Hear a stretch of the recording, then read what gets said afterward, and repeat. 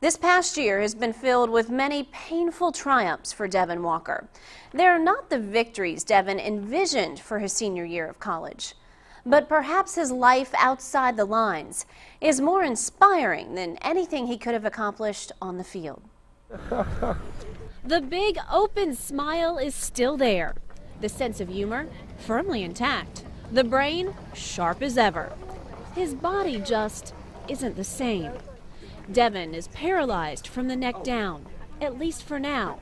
But the former Tulane safety is as competitive and determined as ever. When I kind of push in, I want you to try to extend your trunk back.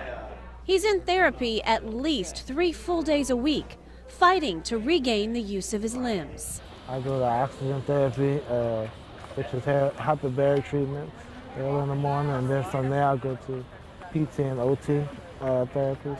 And, just my whole day is spent trying to, move or get a little sensation here and just help my body out. There you go. Hold that head up. There's no time to waste. At 22 years old, Devin has already been cheated out of a year and much more. It's not the populist model it once was. That's part of the reason Devin pushed himself to return to classes this fall. Devin now tackles the task of finishing his cell and molecular biology degree a little differently, packing all of his classes into a Tuesday and Thursday schedule. He dedicates all of Monday, Wednesday, and Friday to rehab. Without the use of his hands, Devin wears special glasses that allow him to type notes with his eyes. He moves his wheelchair using a series of sips and puffs of air through this white straw. A tracheotomy tube helps Devin breathe. His voice isn't as strong as it once was. I think of 2012, they had over 11.7 million users. It's a painful process as Devin's nerves try to reconnect. It's also exhausting. Neck's getting tired. Gonna take a rest break? Here. Devin is slowly weaning himself off of his trach tube. Training his body to breathe on its own again may be frustrating, but Devin believes these trials are temporary. Yeah, definitely. And that's the only way you can go about it. If I thought that, I would never walk again, then I would just be somebody sitting in a wheelchair, just moping around all the time. So I mean, it's definitely something that I'm strong, and I'm gonna keep at it. Whether it be a year from now, 2 years from now, whatever. The play still haunts Devin, and likely anyone who watched Tulane take on Tulsa that day. Devin collided head-on with one of his own linemen as they both went in for a tackle. I remember the first initial hit, everything kind of went numb. I thought it was just a stinger. That's like times we call it that when you hit too hard, it hit a certain way, and you lose feeling for a little while, but it comes back. So I thought it would come back, but then I started to notice that I couldn't breathe and that none of my limbs were moving. Devin had broken his C4 vertebrae. I had a feeling, kind of like in the cartoons you see when the dog dies, the legs and the arms go straight up in the air. That's kind of how I felt. I felt like my legs and my arms were sticking straight in the air, but they were on my side. Coach Curtis Johnson was devastated and felt frighteningly helpless, watching his player motionless, except for occasional uncontrollable shaking. Unable to breathe, Devin was slipping in and out of consciousness. It was almost to the point where it was just over the top. It was the worst thing. Johnson, even during his NFL coaching days, had never seen a player injured like this. Never. I've never seen a player lay on the field and anyone to keep him on the field for that long. And I've never even heard of that much concern about him just breathing. Johnson and his wife Angel have known Devin since he was a child, which made the situation all that more heart-wrenching. Devin is like a son. We heard a really, really loud clash.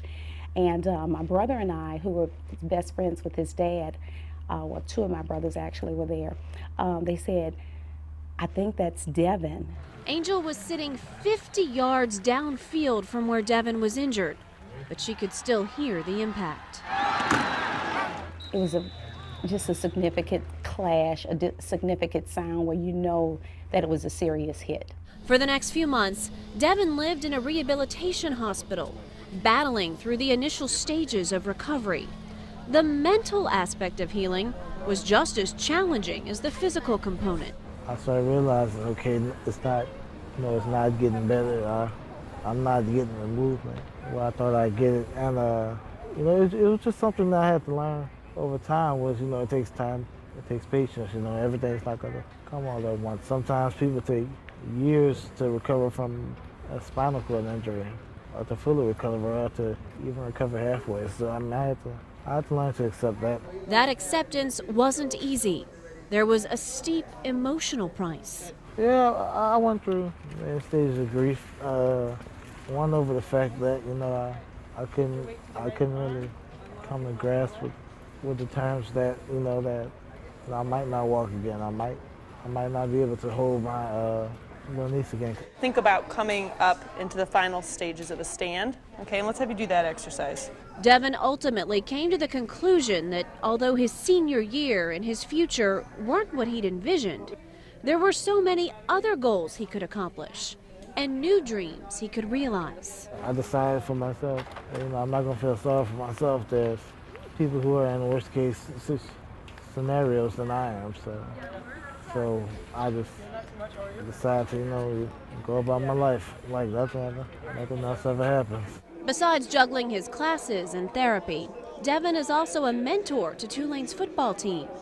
Every week he gives the pregame speech and cheers on the Green Wave from the sidelines.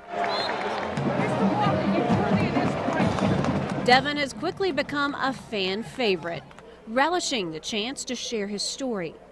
Ironically, he says the people he meets give him back whatever motivation he tries to offer them.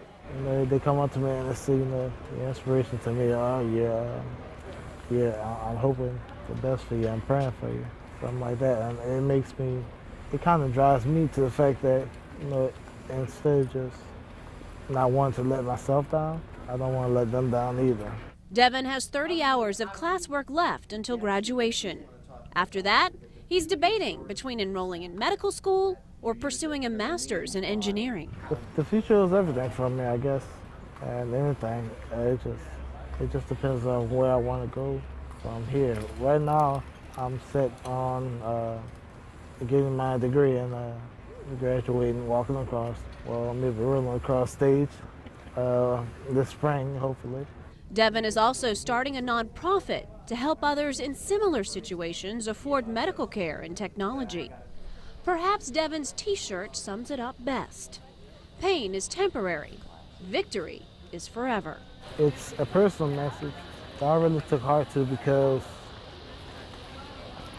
the pain that I'm going through right now won't be forever. And hopefully in brighter days, I will win over this injury. It'll be a victory for me. Former Saints safety Steve Gleason has played a big role in guiding and encouraging Devin, introducing him to much of the technology he's using at school and at home in his specially designed Devin's Den. If you'd like to keep up with Devin's progress and all that he's accomplishing, just head on over to Tulane's blog on Devin. We've got a link on our website, fox8live.com. Jennifer Hale, Fox 8 Sports.